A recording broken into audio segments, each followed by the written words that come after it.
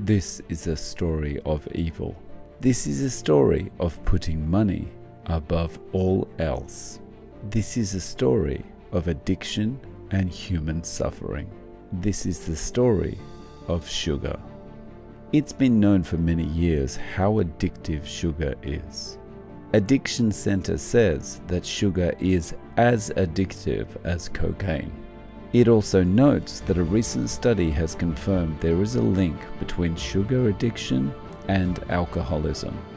In fact, the dopamine receptors which light up when sugar is consumed are the same ones that light up when alcohol is abused.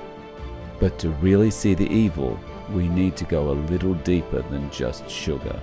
We need to talk about one of the constituent parts of table sugar, fructose.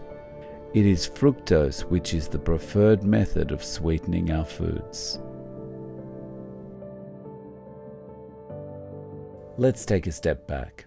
High fructose corn syrup was introduced to the US in the 1950s as a cost-effective sweetener. On top of this, the US government also subsidizes corn producers. So products containing high fructose corn syrup are widely available and super affordable, highly addictive, and strongly metabolically damaging, with resulting metabolic conditions such as type 2 diabetes, hypertension, dyslipidemia, and heart disease. And sadly, high fructose corn syrup is in everything.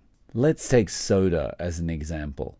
The recommended daily intake of sugars according to the WHO is 50 grams. In the US, Coca-Cola is sweetened with high fructose corn syrup, and one bottle of Coke contains 65 grams of sugars. So we're already over the recommended daily intake set by the WHO after one bottle of Coke.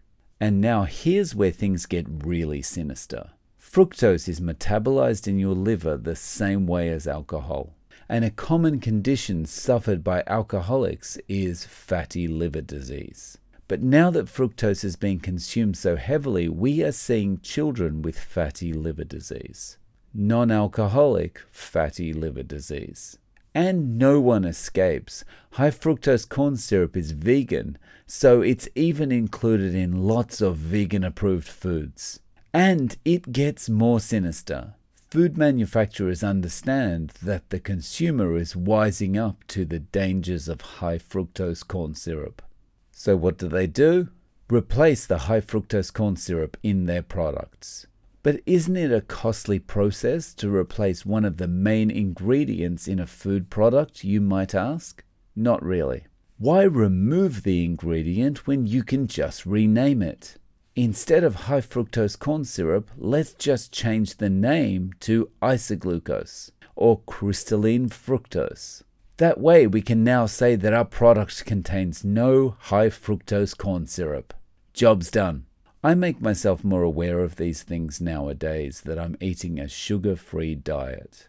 In fact, for the last 9 months, I've been eating an entirely meat-based diet.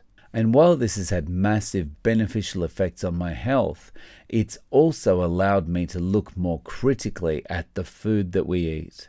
To critically look at what food manufacturers are doing to us all.